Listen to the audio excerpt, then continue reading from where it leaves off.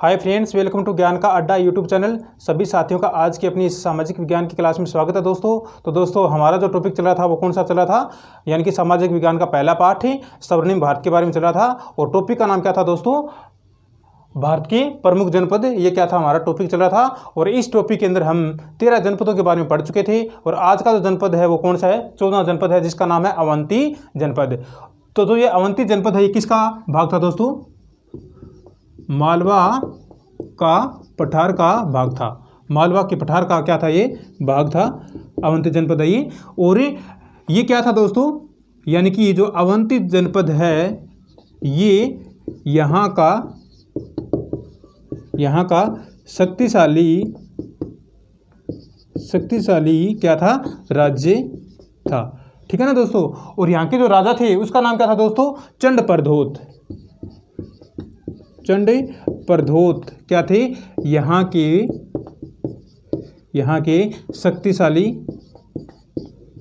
शक्तिशाली राजा थे। ठीक है ना दोस्तों। और जो इस जनपद की जो दक्षिण भाग की राजधानी थी वो क्या थी दोस्तों, इस जनपद की दक्षिणी भाग की राजधानी क्या थी दोस्तों, महिष्मती क्या थी दोस्तों, इस भाग की, जो इसके जो दक्षिण भाग है इस जनपद की, उसकी क्या थी, ये राजधानी थी दोस्तों। तो फिर से देख लो, जो अवंती जनपद है ये क्या था दोस्तों, मालवा का पठार था। ठीक है ना, पठार का भाग था। और अवंती क्या था, जो राज्य था, यहाँ का शक्तिशाली राज्य था। और जो चंड प्रधोत नामक जो राजा था वो क्या था, अवंती जनपद का एक महान शक्तिशाली राजा था दोस्तों। और इस जनपद की जो दक्षिण भाग की राजधानी थी वो उसका नाम क्या था दोस्तों, महिष्मती उस जनपद की राजधानी का नाम था। ठीक है ना, दक्षिणी भाग की जो राजधानी थी वो। तो शायद आपको ये अवंती जनपद ये समझ में आ गया होगा। ये मालवा के पठार का भाग था और अवंती यहाँ के शक्तिशाली राजा थे। और जो चंड प्रधोत यहाँ के क्या थे, शक्तिशाली राजा थे। और इस जनपद की जो दक्षिण भाग की राजधानी थी उसका नाम क्या था दोस्तों, महिष्मती उस दक्षिण भाग की राजधानी का नाम रखा गया था दोस्तों। तो शायद जो अवंती जनपद है ये आपको समझ में आ गया होगा दोस्तों। अब जो अगला जनपद है वो कौन सा जनपद है दोस्तों, गांधार जनपद। जो 15वां जनपद है वो जनपद कौन सा है दोस्तों, गांधार जनपद है। तो आपको मैं गांधार जनपद के बारे में बता देता हूं कि जो गांधार जनपद है ये भारत का कौन सा भाग था दोस्तों, उत्तर पश्चिमी भाग था। गांधार जनपद है ये भारत का उत्तर पश्चिमी भाग था दोस्तों। और इस जनपद की राजधानी क्या थी दोस्तों, तक्षशिला इस जनपद की राजधानी थी। यानी कि जो 15वां जनपद है ये कौन सा था, गांधार जनपद। ठीक है ना। तो इस जनपद में भारत का उत्तर पश्चिमी भाग शामिल किया गया था।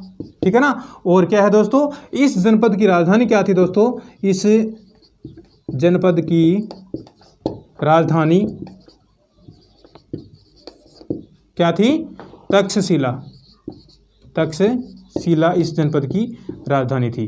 ठीक है ना दोस्तों। तो देख लो, जो गांधार जनपद है इसके बारे में, ये क्या था दोस्तों, भारत का कौन सा भाग था, उत्तर पश्चिमी भाग था। ठीक है ना, जो गांधार जनपद है इसके अंदर भारत का तो उत्तर पश्चिम भाग है, इसको शामिल किया गया था दोस्तों। और इस जनपद की राजधानी थी वो क्या थी दोस्तों, तक्षशिला इस जनपद की राजधानी थी। तो शायद आपको ये टॉपिक भी समझ में आ गया होगा, जनपद गांधार जनपद। और इससे पहले वाला जनपद था वो कौन सा था दोस्तों, अवंती जनपद था। ठीक है ना। तो ये दोनों जनपद आपको याद हो गए होंगे। ठीक है ना। तो दोस्तों, वीडियो को देखने के साथ साथ में वीडियो को अपने जो अन्य फ्रेंड हैं उनके साथ में भी क्या है, आप इस वीडियो को सब्सक्राइब किया करो दोस्तों। और जो लाइक तो आपको करना ही है। तो चलिए दोस्तों, जो अगला जनपद है 16वां, उसके बारे में देखते हैं। तो दोस्तों, 16वां जनपद है वो कौन सा है, 16वें जनपद का नाम कंबोज जनपद। यानी कि जो 16वां जनपद है, जो कि क्या है, महाभारत जो हमारा देश है उसका अंतिम जनपद था, 16वां जनपद था वो। और उसका नाम क्या था दोस्तों, कंबोज जनपद। ठीक है ना दोस्तों। तो जो कंबोज जनपद है ये क्या था दोस्तों, जो गांधार जनपद है ना इसके आसपास का ही क्षेत्र था। गांधार जनपद का क्या था, आसपास का भाग था। ये कौन सा, कंबोज जनपद है ये। यानी कि जो कंबोज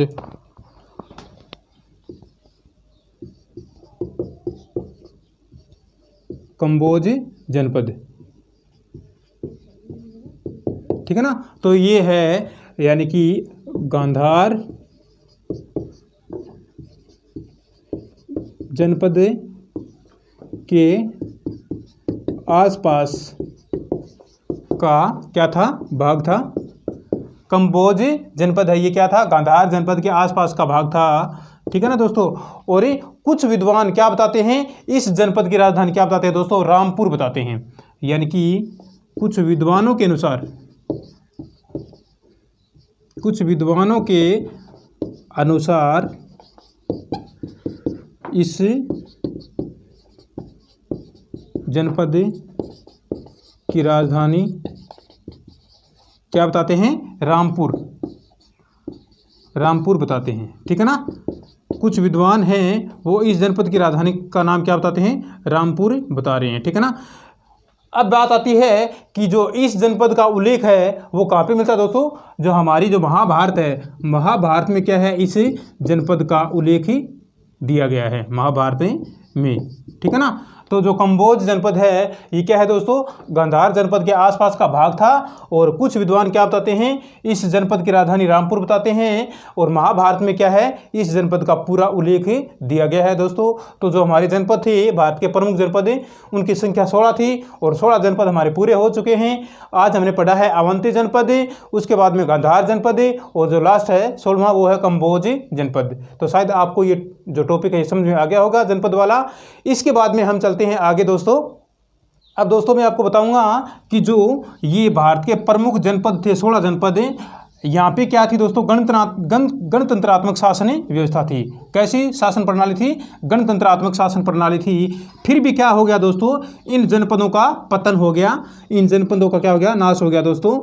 कारण क्या था इसके पीछे, उनके बारे में मैं आपको आराम से बताऊंगा, धीरे धीरे बताऊंगा। बिल्कुल से समझने की बात है दोस्तों कि ये जो जनपद थे, इन जनपदों का पतन हो गया, कैसे हुआ, यानी कि यहाँ पे शासन प्रणाली कैसी थी, गणतंत्रात्मक शासन प्रणाली थी। फिर भी क्या है दोस्तों, इन जनपदों का पतन हो गया था दोस्तों। तो दोस्तों इसके लिए आपको मैं थोड़ा सा बता देना चाहता हूँ कि जो प्राचीन काल में क्या हुआ था दोस्तों, हमारे देश में जो विद्यमान जितने भी जो जनपद थे ना, वहाँ पे कौन सी शासन प्रणाली थी, गणतंत्रात्मक शासन प्रणाली थी दोस्तों। लेकिन जो परिवार के सदस्यों को क्या कहा जाता था दोस्तों, सभा का प्रतिनिधि कहा जाता था।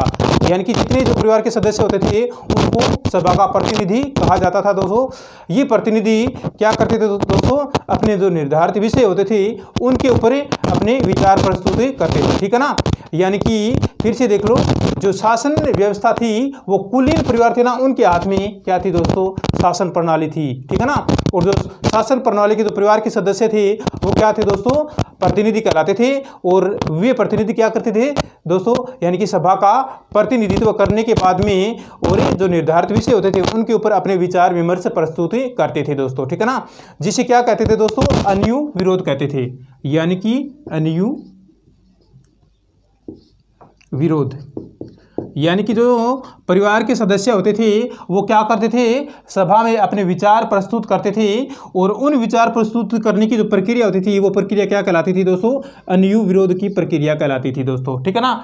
अब दोस्तों आगे मैं बात करूंगा कि यानी कि जो भी सभा के अंदर विचार प्रस्तुत करते थे उन विचारों के अंदर अगर समझौता हो जाता था वो तो ठीक बात थी। लेकिन दोस्तों जिन विवादों के ऊपर समझौता नहीं होता था उन विवादों को क्या है दोस्तों, वे ऐसे छोड़ देते थे। और क्या है दोस्तों, उनके ऊपर मतदान करवाया जाता था। फिर जनता से क्या है दोस्तों, वे मतदान करवाते थे, ठीक है ना। और मतदान करवाने के बाद में जिस पक्ष में जो क्या था निर्णय आता था, उस पक्ष में जो विचार दिया जाता था वही विचार क्या है फिर मान्य हो जाता था सभा के अंदर। तो शायद आपको ये बात समझ में आ गई होगी।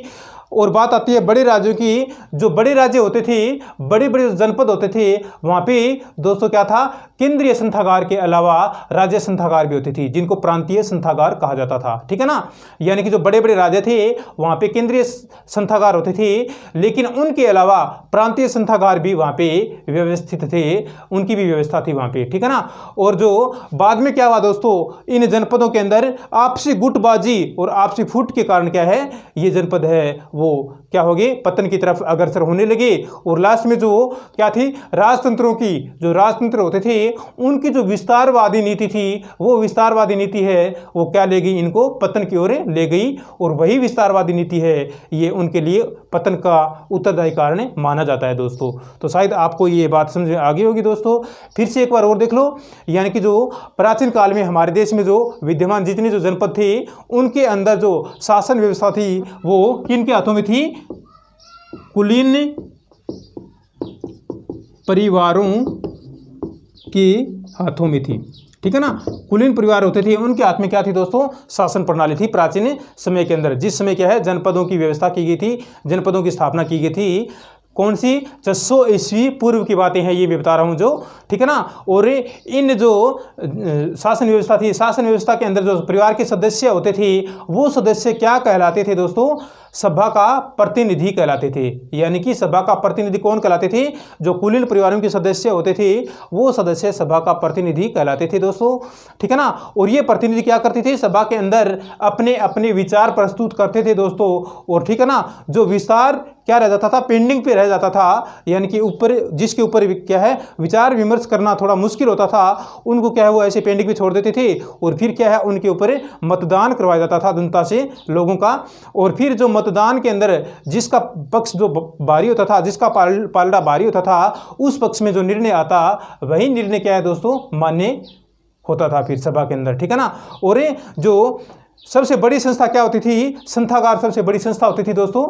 यानी कि जो यहाँ की जो शासन प्रणाली थी, इस शासन प्रणाली में जो संस्थागार सभा थी वो यहाँ की क्या है सबसे बड़ी संस्था प्रणाली होती थी। ठीक है ना। और जो बड़े राज्य होते थे वहाँ पे केंद्रीय संस्थागार होती थी, लेकिन इसके साथ साथ में क्या है दोस्तों, प्रांतीय संस्थागार का भी क्या था दोस्तों, व्यवस्था थी। प्रांतीय संस्थाओं, प्रांतीय जो संस्थागार थे उनकी भी।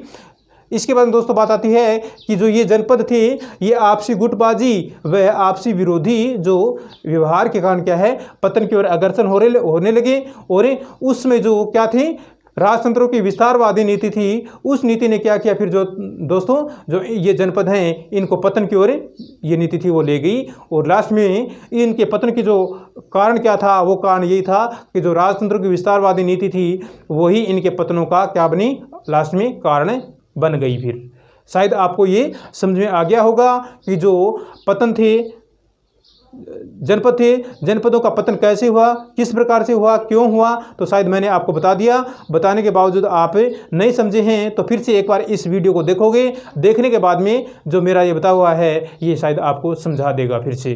ठीक है ना दोस्तों। तो अब आगे मैं बात करूँगा कि जो मौर्य वंश है, मौर्य वंश की स्थापना के बारे में आगे हम चर्चा करते हैं। मौर्य वंश की स्थापना कैसे हुई और इसके जो संस्थापक थे वो कौन थे दोस्तों।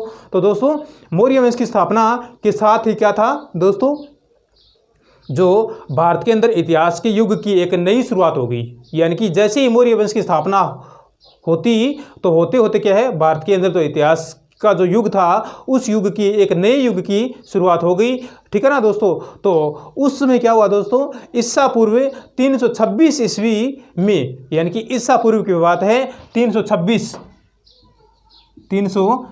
ईस्वी पूर्व, 326 ईस्वी पूर्व क्या है दोस्तों, मगध का राजा, यानी कि मगध के राज सिंहासन पर, मगध जो जनपद था इसके मगध के राज सिंहासन पर, मगध के राज सिंहासन पर कौन बैठा था दोस्तों, मगध के राज सिंहासन पर राजा नाम था जिसका क्या था, घनानंद। घनानंद नाम को राजा बैठे थे वो। ठीक है ना, घनानंद नाम का राजा बैठा था। ठीक है ना।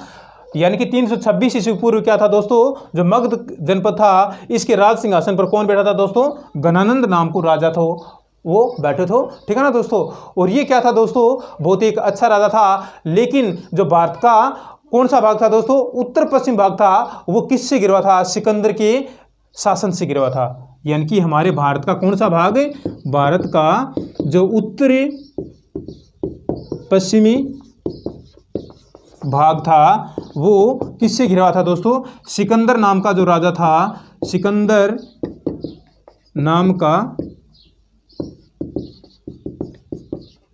राजा था, उसके शासन से घिरा हुआ था। ठीक है ना दोस्तों।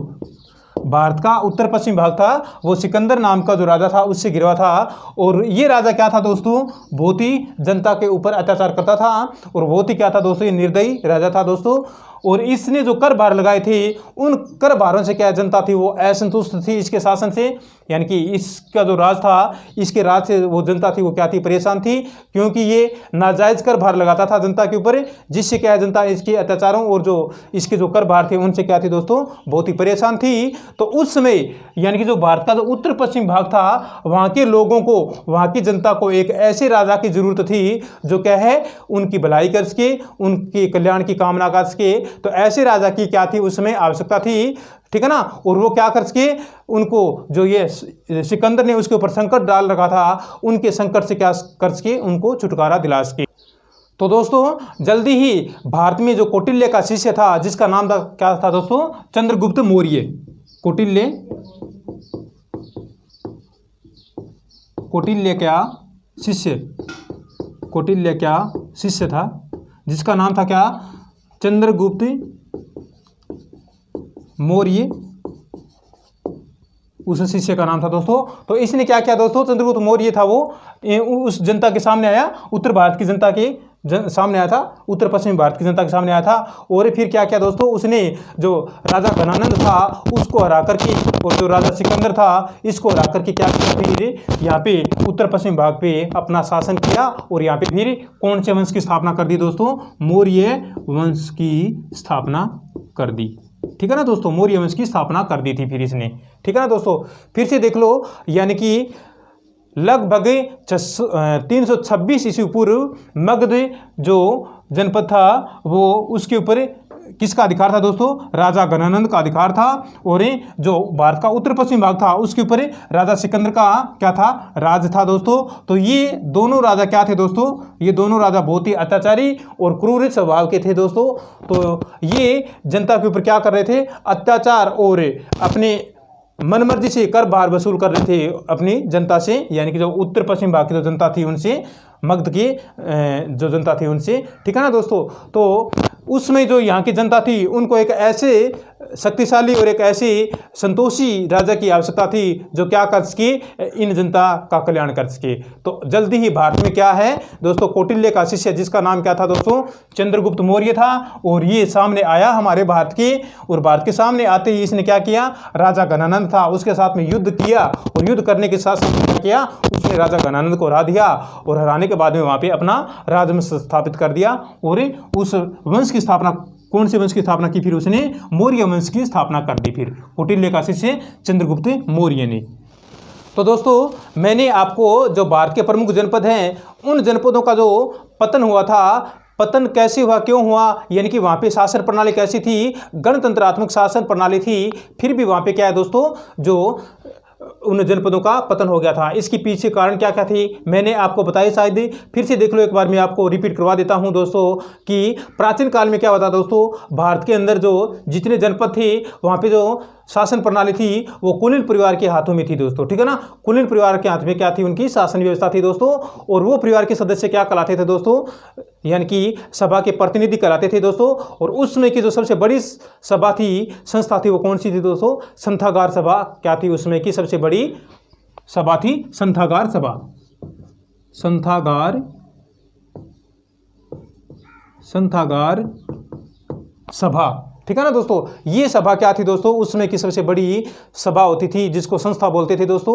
और दोस्तों जो ये प्रतिनिधि होते थे ये क्या करते थे दोस्तों, सभा के अंदर अपने अपने विचार प्रस्तुत करते थे दोस्तों। और जिन विचारों पर इनका विचार करना मुश्किल हो जाता था दोस्तों, तो उस विचारों के ऊपर क्या करवाते थे दोस्तों, ये मतदान करवाते थे दोस्तों। और मतदान जिस पक्ष में जाता था, ज़्यादा जाता था, जिस पक्ष में मतदान ज़्यादा आते थे उस पक्ष में जो विचार प्रस्तुत किए गए थे उन विचारों पर क्या दोस्तों, ये जो अपने दूसरे पक्ष के विचार थे ना वो क्या कर लेते थे, फिर मान्य हो जाते थे, फिर वो विचार थे वो, ठीक है ना दोस्तों। उसके बाद में दोस्तों बात आती है कि यहाँ पे जो केंद्रीय क्या थी, केंद्रीय संथागार थी, वहाँ पे प्रांतीय संथागार का भी क्या किया गया था दोस्तों, व्यवस्था की गई थी प्रांतीय संथागारों की। और प्रांतीय संथागारों की व्यवस्था के साथ साथ में क्या है दोस्तों, इन जनपदों के अंदर आपसी जो क्या है गुटबाजी और क्या है दोस्तों, आपसी में जो फूट पड़ी थी वो फूट क्या हो गई थी फिर दोस्तों, इनके पतन की ओर अग्रसर करने लगी इन जनपदों को। और फिर क्या है दोस्तों, उस समय के जो राजतंत्र थे उनकी जो विस्तारवादी नीति थी वो विस्तारवादी नीति क्या है दोस्तों, इन जनपदों का पतन का कारण बनी फिर। ठीक है ना, इन जनपदों का पतन कैसे हुआ था दोस्तों, राजतंत्रों की जो विस्तारवादी नीति थी वो विस्तारवादी नीति क्या है दोस्तों, इन जनपदों का पतन का कारण बन गई लास्ट के अंदर। ठीक है ना दोस्तों।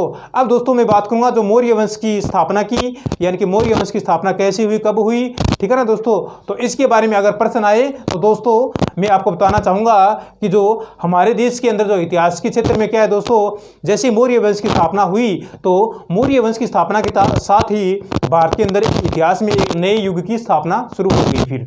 ठीक है ना, जैसे ही मौर्य वंश की स्थापना शुरू हुई तो भारत के अंदर क्या है, एक नए इतिहास की शुरुआत हो गई, इतिहास के युग की शुरुआत हो गई दोस्तों। तो 326 ईस्वी पूर्व, 326 ईस्वी पूर्व मगध के राज सिंहासन पर कौन बैठा था, राजा घनानंद बैठा था दोस्तों। ठीक है ना दोस्तों, राजा घनानंद बैठा था। और जो भारत का उत्तर पश्चिमी भाग था वहाँ पे सिकंदर ने क्या कर रहा था, इस उत्तर पश्चिम भाग को घेर रखा था दोस्तों। तो सिकंदर और जो घनानंद है ये दोनों क्या कर रहे थे दोस्तों, जनता के ऊपर अपनी मनमर्जी से कर और भार वसूल कर रहे थे और उनके ऊपर अत्याचार कर रहे थे दोस्तों। तो जनता थी वो क्या थी, इनके अत्याचारों से और इनके कर भार से बहुत ही परेशान थी दोस्तों। तो उसमें उस जनता को किसकी जरूरत थी, एक ऐसे विद्वान, शक्तिशाली और एक योग्य राजा की जरूरत थी जो क्या कर सके, इनका कल्याण कर सके। तो ऐसे राजा के लिए क्या दोस्तों, जल्दी ही भारत में एक जो कौटिल्य नाम का क्या था दोस्तों, राजा था और उसका शिष्य था जिसका क्या नाम था दोस्तों, चंद्रगुप्त मौर्य था। चंद्रगुप्त मौर्य उनके सामने आया, जनता के सामने, उत्तर पश्चिमी जो जनता थी और मगध की जो जनता थी इनके सामने आया और यहाँ पे आकर के जो राजा घनानंद था इसके साथ में युद्ध किया। और युद्ध करते करते क्या है, इसने घनानंद को हरा दिया। हराने के बाद में इस चंद्रगुप्त मौर्य ने वहाँ पे अपने राजवंश की स्थापना की और उस राजवंश का जो नाम रखा गया था वो मौर्य वंश नाम रखा गया था दोस्तों। ठीक है ना दोस्तों, तो शायद आपको जो मेरा यह बताया हुआ है ये आपको समझ में आया होगा दोस्तों। आप वीडियो को देखोगे, वीडियो को देखने के साथ साथ में दोस्तों वीडियो को सब्सक्राइब और लाइक करना है दोस्तों। ठीक है ना, तो दोस्तों आपको क्या है, हमारा जो टेलीग्राम है वहाँ पे आपको एक PDF फाइल मिलेगी दोस्तों। और उसके साथ साथ में दोस्तों आपको फेसबुक, इंस्टाग्राम और जो टेलीग्राम है वहाँ पे क्या है दोस्तों, आपको हमारी वीडियो की लिंक मिलेगी।